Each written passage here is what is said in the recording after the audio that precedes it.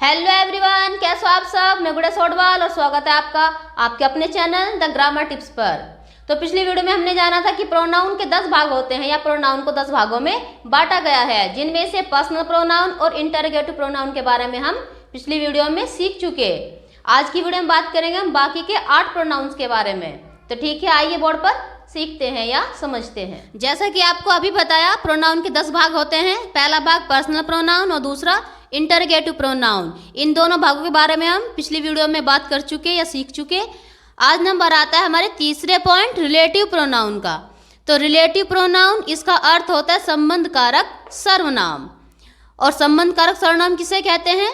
तो जो प्रोनाउन किसी नाउन के स्थान पर प्रयुक्त होकर दो वाक्यों को जोड़ते हैं वह रिलेटिव प्रोनाउन या संबंध कारक सर्वनाम कहलाते हैं। और वह नाउन जिसके लिए रिलेटिव प्रोनाउन का प्रयोग होता है उसे एंसीडेंट यानी कि पूर्व पद कहते हैं। जैसे this is the boy who helped me yesterday. यह वही लड़का है जिसने कल मेरी सहायता की थी।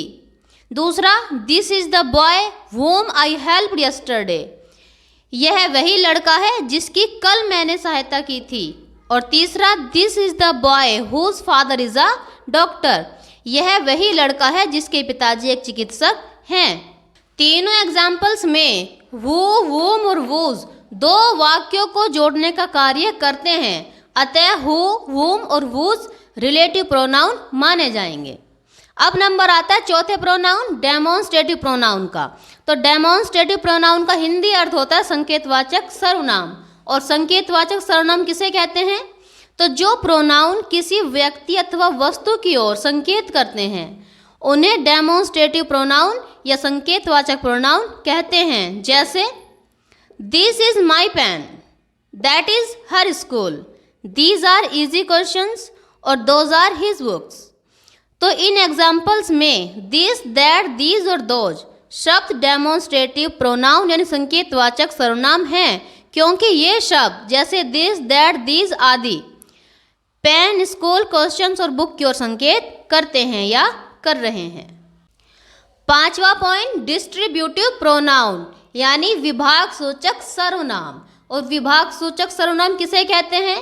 तो जो प्रोनाउन बहुत से व्यक्तियों या वस्तुओं में से किसी एक व्यक्ति या वस्तु का बोध कराए उसे डिस्ट्रीब्यूटिव प्रोनाउन या विभाग सूचक सर्वनाम कहते हैं। जैसे each of you can go to see the Taj. आप में से प्रत्येक ताज देखने जा सकता है। दूसरा, either of the two girls could have broken this plate. तो दोनों लड़कियों में से कोई भी इस प्लेट या थाली को तोड़ सकता था। और तीसरा, neither of the two books is good. दोनों में से कोई भी किताब अच्छी नहीं है। तो इन एग्जाम्पल्स में ईच, आइदर, नाइदर एक समय में अनेक व्यक्तियों या वस्तुओं में से एक का बोध कराते हैं। अतः ये डिस्ट्रीब्यूटिव प्रोनाउन है या डिस्ट्रीब्यूटिव प्रोनाउन माने जाएंगे।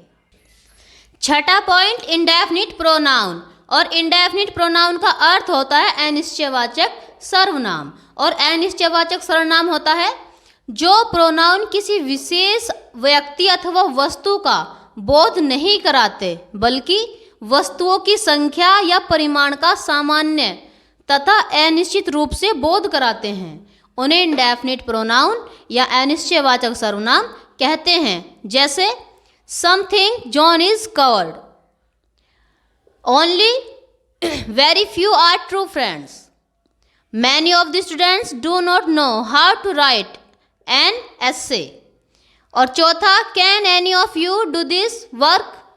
तो इन एग्जाम्पल्स में सम, फ्यू, मैनी और एनी व्यक्तियों की संख्या का अनिश्चित रूप से बोध कराते हैं। अतः ये इंडेफिनिट प्रोनाउन हैं या इंडेफिनिट प्रोनाउन माने जाएंगे। सातवां पॉइंट रिफ्लेक्सिव प्रोनाउन। और रिफ्लेक्सिव प्रोनाउन का अर्थ होता है निजवाचक सर्वनाम।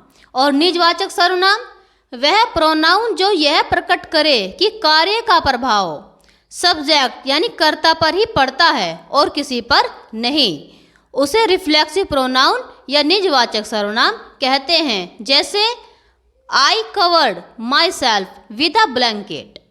दूसरा, he said to himself that he made a mistake। इन वाक्यों में myself और himself शब्द रिफ्लेक्सिव प्रोनाउन हैं। 8वां पॉइंट एम्फेटिक प्रोनाउन, और एम्फेटिक प्रोनाउन का अर्थ होता है दृढ़ता सूचक सर्वनाम। तो जब कोई सब्जेक्ट किसी वर्ब के एक्शन या बीइंग पर एम्फेसिस यानी बल देता है, तब इस भाव को प्रकट करने वाले प्रोनाउन को एम्फेटिक प्रोनाउन या दृढ़ता सूचक सर्वनाम कहते हैं। जैसे I myself wash my clothes और he himself is responsible for his failure। तो इन दोनों एग्जाम्पल्स में myself और himself शब्द वर्ब यानी क्रिया के एक्शन यानी कार्य पर एम्फेसिस यानी बल देने के कारण एम्फेटिक प्रोनाउन यानी दृढ़ता सूचक सर्वनाम माने जाएंगे या दृढ़ता सूचक सर्वनाम हुए। नंबर 9 रेसिप्रोकल या रेसिप्रोसल प्रोनाउन, जिसका अर्थ होता है परस्परवाचक सर्वनाम।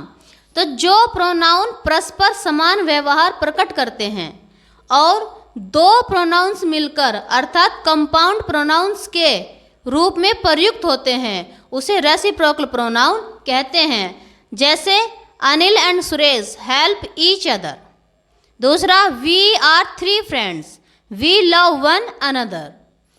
तो ईच अदर तथा वन अनदर एक इकाई के रूप में म्यूचुअल अथवा रेसिप्रोकल रिलेशनशिप यानी पारस्परिक संबंध व्यक्त करने के लिए प्रयुक्त होते हैं। इन प्रोनाउंस का प्रयोग ऑब्जेक्ट के रूप में होता है। सामान्यतः ईच अदर 2 व्यक्तियों और वन अनदर 2 से अधिक व्यक्तियों के मध्य पारस्परिक संबंध व्यक्त करते हैं, इसलिए ईच अदर और वन अनदर रेसिप्रोकल प्रोनाउन माने जाएंगे या हैं। और सबसे लास्ट का पॉइंट 10वां एक्सक्लेमेटरी प्रोनाउन, जिसका अर्थ होता है विस्मयबोधक सर्वनाम। तो कभी कभी व्हाट शब्द प्रश्न पूछने के स्थान पर आश्चर्य या विस्मय प्रकट करता है, उस समय वह एक्सक्लेमेटरी प्रोनाउन कहलाता है। जैसे what is she not your sister, और दूसरा what he is a Rober. तो इन एग्जाम्पल्स में व्हाट से आश्चर्य या विस्मय प्रकट हो रहा है, इसलिए ये एक्सक्लेमेटरी प्रोनाउन है या माना जाएगा। आज की वीडियो में प्रोनाउन का टॉपिक कंप्लीट हुआ। नेक्स्ट वीडियो में हम बात करेंगे एडजेक्टिव के बारे में, जैसे एडजेक्टिव का अर्थ क्या होता है और एडजेक्टिव के प्रकार कितने होते हैं। तो ठीक है, मिलते हैं बहुत जल्द नेक्स्ट वीडियो में, तब तक के लिए बाय।